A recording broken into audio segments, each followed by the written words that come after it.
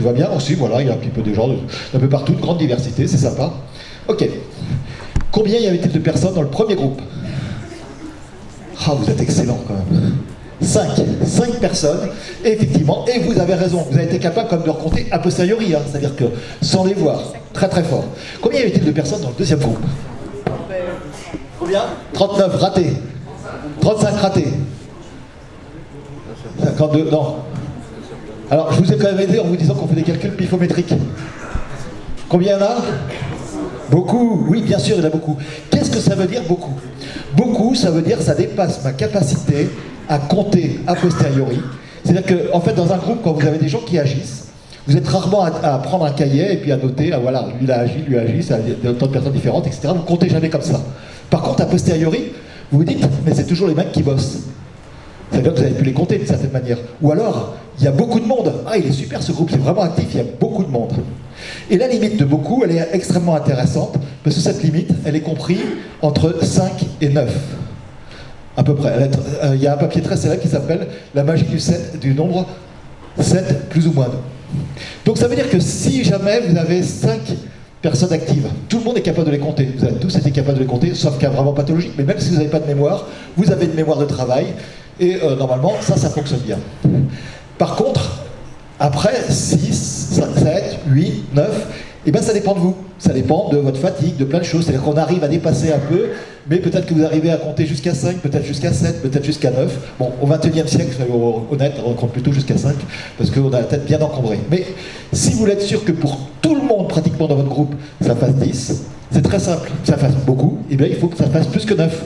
Donc, beaucoup est égal à au moins 10. Voilà, nous avons fait notre calcul mathématique, mais qui va être extrêmement important pour la suite.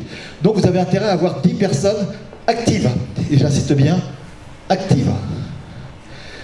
Et donc on a vu tout à l'heure qu'on avait 10% de gens qui étaient à peu près actifs là-dedans. Alors maintenant on a tout pour faire notre dernier calcul qui va nous donner une clé fantastique qui a permis depuis un petit peu dans le XXe siècle, mais principalement dans le XXIe siècle de façon reproductible, de faire des groupes qui marchent. Pour ça, eh bien, rappelez-vous, il faut que j'ai au moins 10 actifs. Mais mes 10 actifs sont 10%. 10%, enfin peut-être 20 si vous êtes bon, mais allez, on va prendre le cas général pour être sûr à tous les coups que ça marche. Eh bien, je dois avoir au moins 10 actifs et ils sont au minimum 10%. 100% du groupe, ça fera combien d'actifs? Ça fera combien de personnes alors? 100. Ah, vous êtes excellent aujourd'hui, c'est vraiment incroyable. Et donc, ça veut dire que la solution ici, assez contre-intuitive, c'est que si vous avez 100 membres au minimum, eh bien, vous avez tout ce qu'il vous faut déjà pour avoir au moins 10 actifs, donc beaucoup d'actifs. Donc si moi je participe à votre réseau, que je vois beaucoup de monde, c'est pas toujours les mêmes qui bossent, eh bien je vais avoir un cercle vertueux, je vais dire pourquoi pas moi? Et donc effectivement on va avoir des choses qui vont se passer.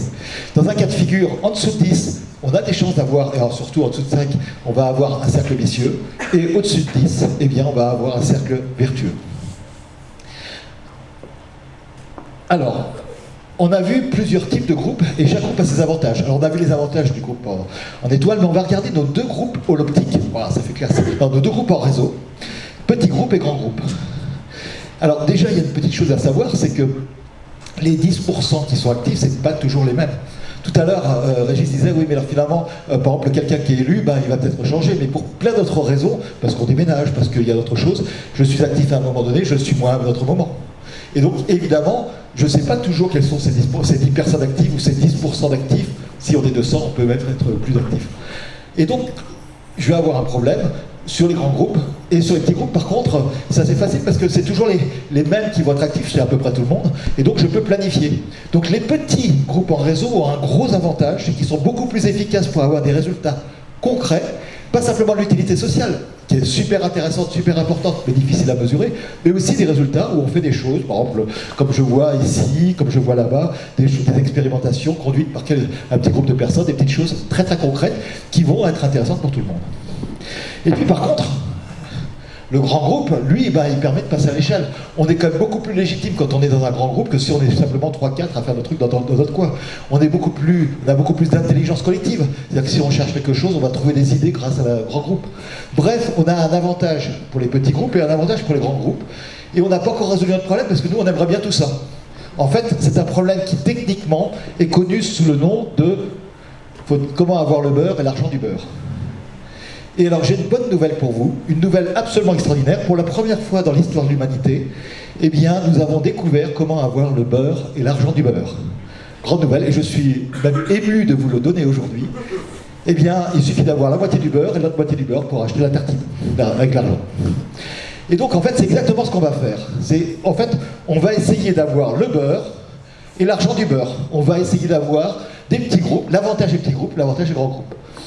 En d'autres termes, eh bien, ça serait un grand groupe, une grande communauté, avec des petites équipes qui, elles, vont produire. On va avoir l'avantage des petites équipes, et on va avoir l'avantage du grand groupe avec l'intelligence collective, le passage à l'échelle, la légitimité et un certain nombre de choses comme ça. Donc vous voyez que par la structuration simplement, pas simplement comme une grande communauté, encore moins en étoile, mais aussi comme une communauté en réseau et qui met en réseau des personnes et des projets, eh bien on va pouvoir faire des choses comme ça. Ça ressemble en fait à une symbiose. Vous connaissez peut-être, vous savez, le crocodile et puis le petit pluvion là. Le petit pluvion, c'est un oiseau, il est dans la bouche du crocodile et il ne se fait pas manger. Pourquoi le crocodile ne mange pas? C'est parce qu'il se trouve que les crocodiles sont absolument très très mauvais pour tenir une brosse à dents. Et donc en fait le petit pluvian, eh bien, il va lui brosser, enfin en gros il va lui curer les dents. Alors l'avantage c'est que le petit oiseau il a à manger, et le crocodile il a beaucoup moins de caries. Donc chacun il trouve son avantage. Et ici, eh bien, un projet, eh bien, il va avoir l'avantage de pouvoir être pas tout seul, de pouvoir avoir une visibilité bien plus grande, de pouvoir faire avec énormément de choses. Et la communauté, elle va avoir un avantage fantastique, c'est qu'elle va avoir tous les résultats concrets de ces différents projets. Et donc grâce à cette première clé, et je vous ai promis 3 clés, on a pris un peu plus de temps sur la première parce que c'est vraiment celle qui est la plus contre-intuitive, d'une certaine manière, eh bien on va avoir des choses qui vont nous permettre d'avoir à la fois le beurre, l'argent du beurre, c'est-à-dire les résultats, suffisamment de résultats, avec les petits projets, et suffisamment de participants avec la grande communauté. Au passage, d'ailleurs, la communauté devient une sorte de réservoir, parce que c'est normal qu'il y ait des gens qui se désimpliquent, on va voir ça en détail tout à l'heure, mais c'est bien d'avoir des gens nouveaux, et bien la communauté est une sorte de réservoir fantastique pour que les projets puissent avoir des nouvelles personnes, à condition évidemment de réussir la symbiose. Donc on va voir très précisément comment faire en sorte que ces projets ils discutent entre eux. On parlait tout à l'heure de la difficulté de la mise en réseau et d'éviter d'avoir des silos entre les projets. Et donc cet aspect de mise en réseau de communauté va être absolument fondamental. Alors, pour ça, eh bien, on va essayer de comprendre les règles dans les grands réseaux. Je ne vais pas vous parler des équipes projets parce que naturellement dans notre culture, nous avons une compréhension assez fine de tout ce qui se passe dans la gestion de projet. Après, vous pouvez être formé pour ou non, mais en général, on comprend ce qui se passe, on comprend les petites équipes, on comprend tout ça, ça nous est assez naturel. Alors par contre, vous avez vu que finalement, les grandes communautés en réseau, c'est pas très différent, c'est exactement l'opposé. C'est-à-dire que le premier livre que j'avais fait sur les communautés en réseau, pour essayer de comprendre comment ça se passait, je me suis dit, bon, allez, c'est des projets collaboratifs, ça va être un petit peu différent des projets planifiés classiques. Non, non, c'est pas différent. C'est carrément l'opposé. Allez, je vais vous donner un exemple. Il faut plutôt être opportuniste. Oh, ça, c'est un mot négatif dans la vision quand on parle de projet. Et pourtant, on va travailler par opportunité. Il faut être feignant. Enfin, il faut savoir déléguer, etc., etc. Donc, on a un certain nombre de choses qui font qu'en fait, les logiques qu'on va avoir maintenant sur les grandes communautés vont être exactement l'opposé, pratiquement, de ce qu'on a l'habitude. Et donc, aujourd'hui, je vous propose une conférence pour devenir schizophrène en 1 heure.